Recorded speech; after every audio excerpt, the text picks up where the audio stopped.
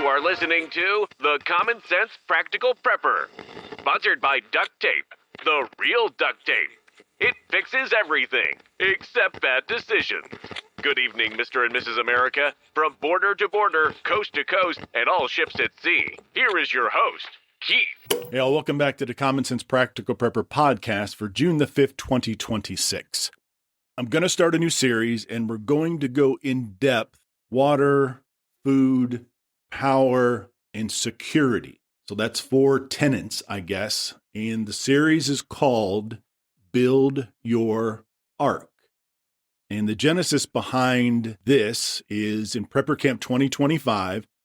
I saw a lady with a t-shirt, and it said something to the effect, Noah built the ark before it started to rain.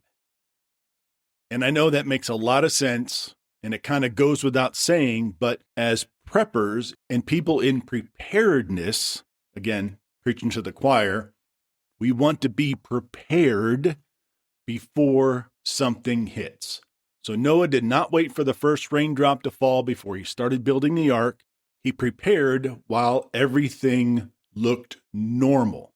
And I believe as a prepper, that is the proper mindset that you need to have. So here's the good news.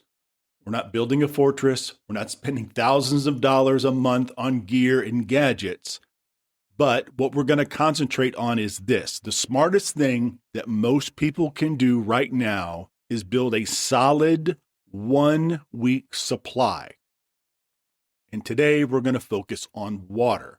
So why do I say 1 week? Because if you have 1 week of everything that we're going to talk about, 1 week buys you time. It gives you time to think clearly instead of panicking. It gives you time to figure out your next move. What if the power goes out tomorrow? What if the power goes out Wednesday? What if I make a trip to the store, but the shelves are pretty much bare? Most people, and I know a lot of you out there, this really doesn't apply, but most people don't have anything stored up. And I'll qualify it with this. You probably have tons of food in your pantry, your cabinets, your fridge, your freezer. But when it comes to food, do you have the right kind of food to get your family through the 1 week? So let's get back to water. The most important thing of this whole plan is water. 1 gallon per person per day is the minimum, in my opinion. So a family of 4, you need 28 gallons. Family of 4 for a week at the minimum. That is a lot of water. That can take up a lot of space.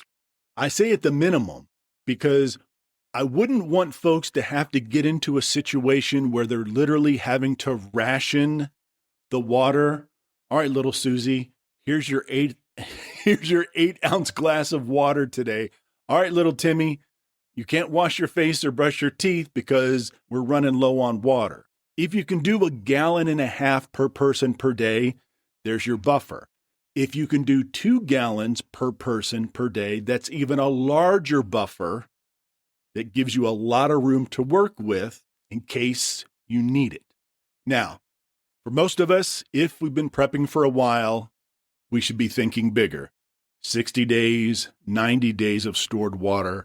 That means going beyond just bottles of water, cases of water, and moving into larger solutions like your 55-gallon blue barrels, your IBC totes that are about 275, dedicated cisterns, both above and below the ground. I've seen some folks on YouTube, and the above ground systems they have are just incredible. I wish I had the time and the money, but I certainly don't. Some of the systems I've seen are just fantastic, but I digress. Back to our 1 week. Here's our key points for good water storage. Rotate your water every 6 to 12 months, pretty much regardless of what it is. If it's a case of water, 6 to 12 months. If it's your 5-gallon, I think they're called like aquatainers, or you can get the 2.5-gallon jugs or the gallon jugs at your grocery store, what have you. Again, we're going to rotate them.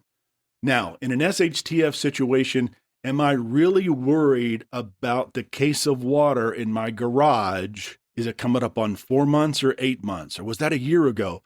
I'm not too worried about that. That's going to be a lower priority, but you need to get into the habit of rotating your stock, rotating your food, rotating your water. It's just a good habit to get into. First in, first out. We've spoken about that before. If you're storing water in your aquatainers, or in the event you move up into a blue barrel, you need to preserve that water for that 6 to 12 months. Several different ways to do that. Primarily for your larger containers, your blue barrels, 1 teaspoon of unscented bleach per 5 gallons. So you guys do the math on that. If you have it filled up, that's 55. So that is, somebody do the math for me, 11 teaspoons of unscented bleach. Store your containers, regardless of what they are, 1 gallon jugs, cases of water, blue barrels, IBC totes. Store them out of the way of direct sunlight to help prevent algae growth. Again, I'm not too worried about my case of water in the garage up on a shelf being exposed to sunlight and worrying about algae. That's bottled water that I don't necessarily have to worry about as much as the water that's going to be in my blue barrels or my 5-gallon aquatainers. If you're storing any water in blue barrels, aquatainers, or even cases of bottled water, keep them off the floor. Put a couple 2x4s, a 4x4, or something underneath them, because if it's in your garage, if it's on your carpet in your pantry, no harm, no foul. If you have a blue barrel in your garage like I do, I keep it on a 2x4 off of the concrete, because technically any oil or gas or any contaminants that's in the concrete that is spilled over time eventually will leach up into the plastic, believe it or not, through the plastic of the blue barrel and get into your water. So take that with a grain of salt, but I err on the side of caution and I set my blue barrel up on a 2x4.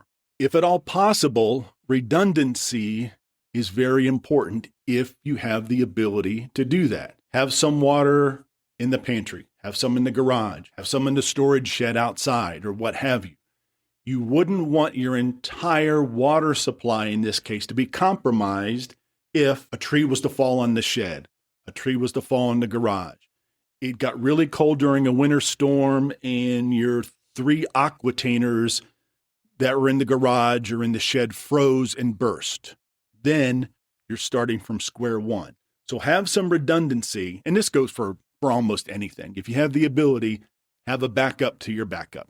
So now, the water storage container types. 5-gallon jugs, you can get them on Amazon, Walmart, any of the big box stores.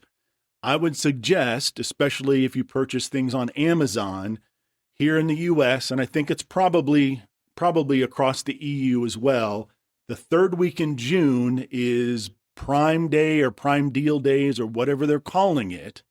So what I've done in the past, I've taken things that I wanted to purchase in the future and I put them in my Amazon cart. Now you'll get a notification in the event the price goes up or down. So right now I probably have half a dozen things in my cart that I am hoping that go on sale on Prime Deal Days in a few weeks. And then you have what Amazon calls peak, which is Black Friday through Christmas Eve later in the year. And that's when there's, I guess, more widespread deals than you see on Prime Deal Days. Real quick about Amazon. If you have a question, if you're worried about the price of something, is it the best price or what have you, go to a website, and this is a real website, I promise. camelcamel.com. I don't know who came up with that website or why they decided to say camel 3 times. So drop the item into camel, and it will tell you. I'm not sure why I find that so funny. Drop it into camel, and then see if it's the best price. Again, Amazon is no different than Walmart or any other store. You walk in and going, oh man, what a deal, only to find out that it was $5 yesterday and it was now at $6, but they mark it off $1. So you think you're getting some sort of deal when really they jack the price up a little bit, then they take it down a little bit, and you think you're getting some on sale. All right, so we got the 5-gallon containers, the aquatainers, back to the 55-gallon blue barrels. Classic choice. Now, when you purchase these new, they can be expensive. If you purchase them used, make sure you're getting them from someone you trust, a reliable company that will tell you or that can show you what was in them prior to you making the purchase. I purchased a blue barrel a few years ago from a distillery here in Richmond. It was full of sugar water. Able to clean that out, sanitize it, good to go. I also purchased one that had Ghirardelli chocolate in it. I guess they were flavoring one of their whiskeys or bourbons, and it didn't work out so well. I tested it, and I had chocolate-flavored water for the first 6 months, but now it's kind of toned down a little bit, and I use that as a rain barrel, so we'll get into that in a second. Your IBC totes. These are the big white plastic totes that are normally surrounded by a metal cage or an aluminum cage.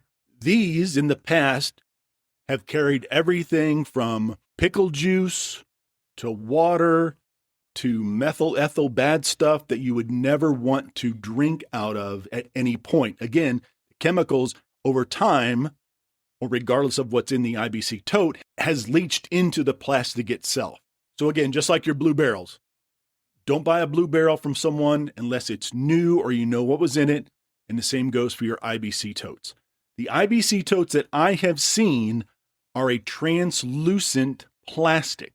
So you need to be very careful about where they are stored because of algae. I've seen people bury them. I've seen them above ground, and people surround them with like fencing and other types of protection to keep the sunlight away from them. A little more expensive, especially brand new, but used, not very expensive at all. Facebook Marketplace, Craigslist, they're readily available. Now, briefly about large cisterns that I talked about a few minutes ago. These are enormously large containers that start at 500 gallons and move up to several thousand gallons. This is for serious, hardcore people that use it to water the crops, water the livestock. They use it as part of their rain catchment system. But anyway, very expensive, but very efficient. But again, that's out of most people's price range. And we can go into those at a later date. So me personally, I've got the blue barrel and some of the aquatainers.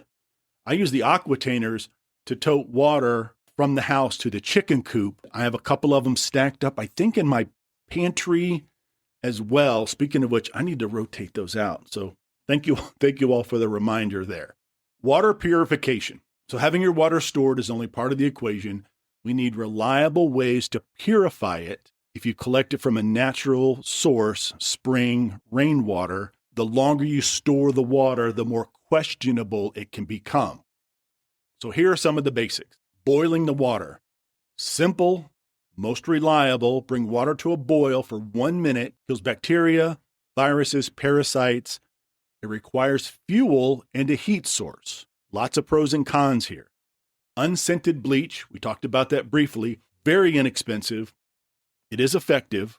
So we're doing 1 teaspoon per 5 gallons.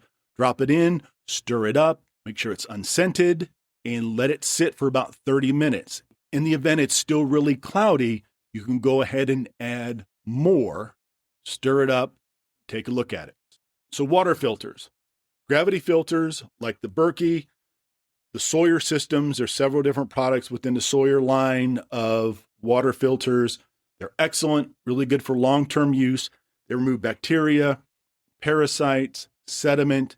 Some also reduce viruses and chemicals.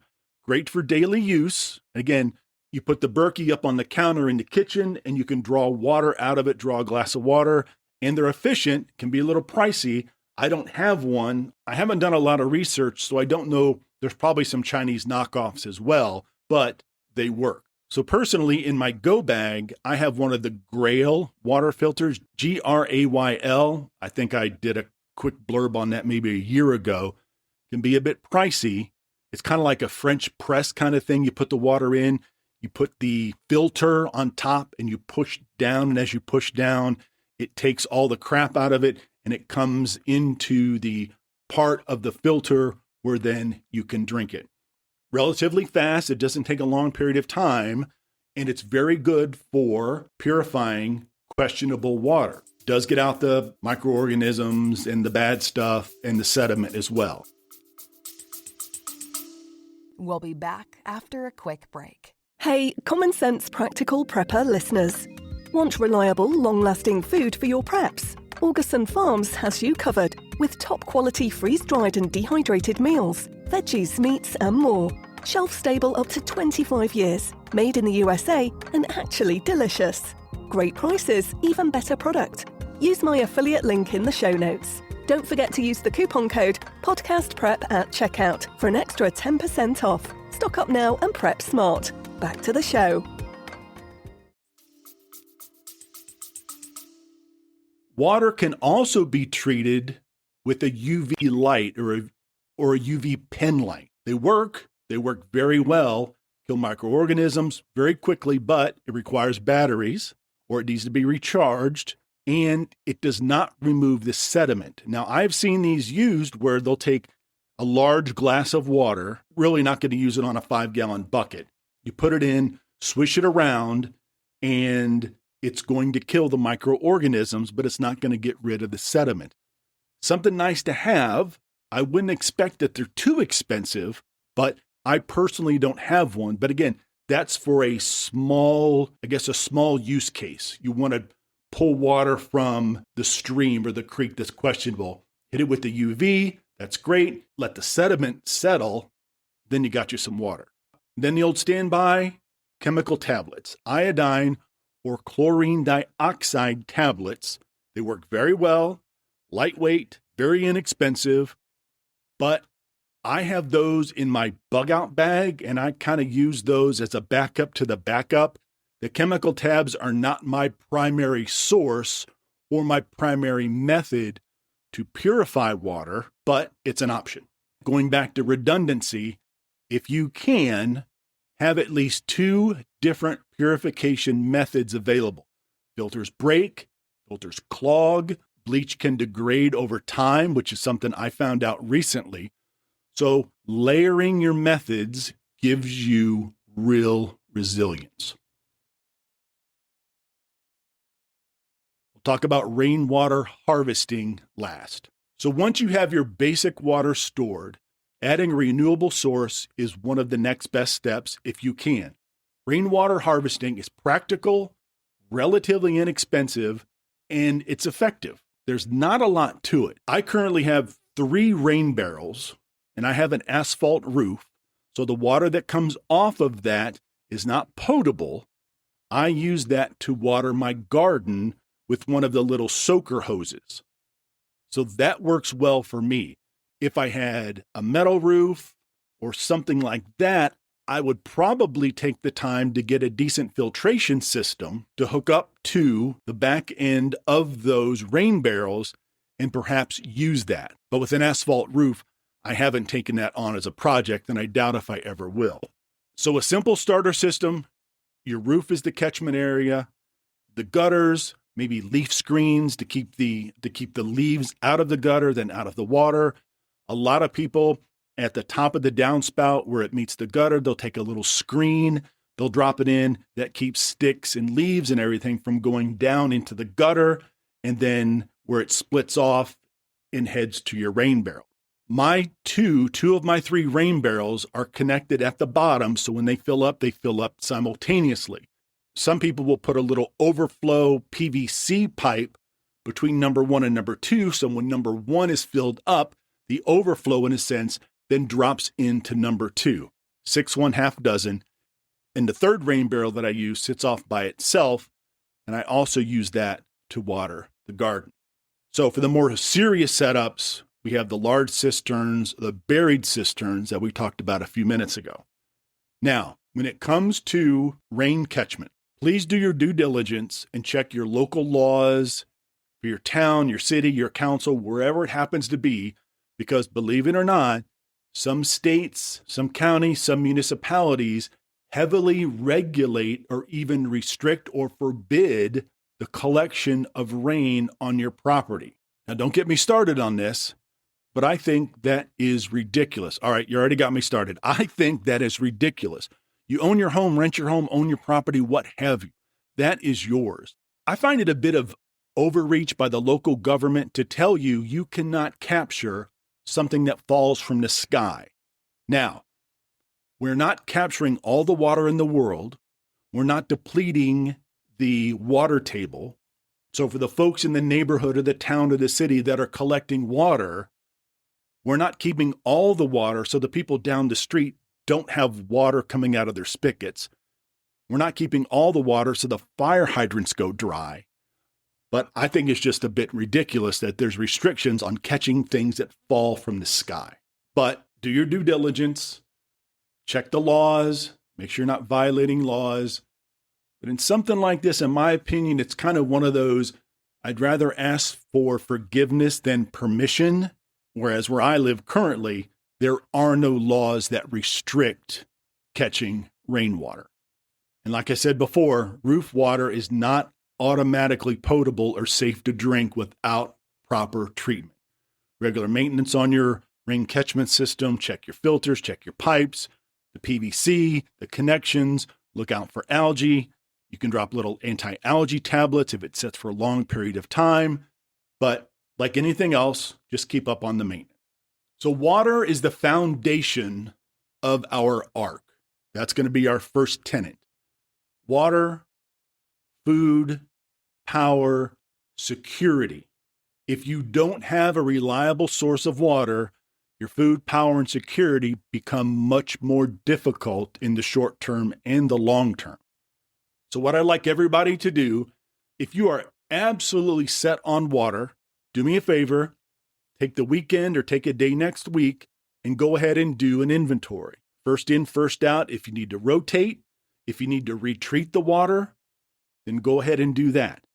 For those folks who don't have a 1 week reliable water supply, go ahead and start. I'm preaching to the choir. Start small. 1 case of water, 2 1-gallon containers of water. Look into rain barrels. Here where I live in the county itself, like the Parks and Recreation Department, have rain barrel classes every once in a while, and they're not very expensive. You make like a $25 donation, and they give you the new barrel, and they give you the spigot and the washers and the nuts and bolts and everything. So they subsidize that. And so check around. It's worth it. Rain barrels, I think, are very important. They help water my garden, and it keeps my regular water bill down. All right, folks, so that's our first tenet of building our ark. So before I close, I need a favor.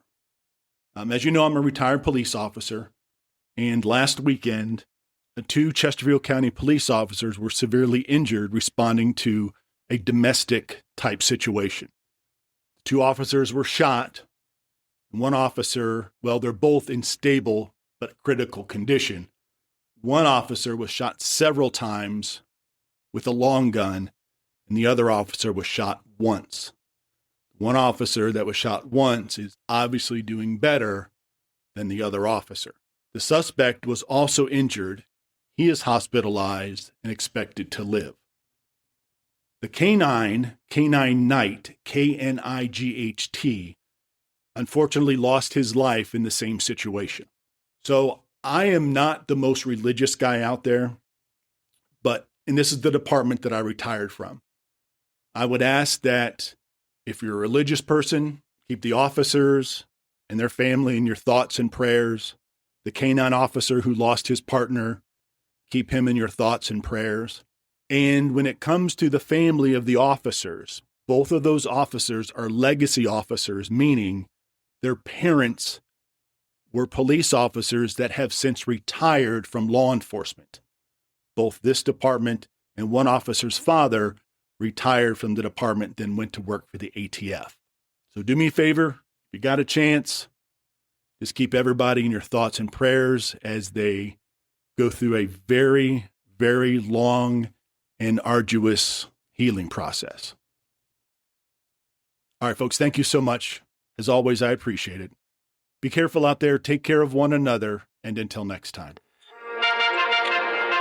You've been listening to the Common Sense Practical Prepper.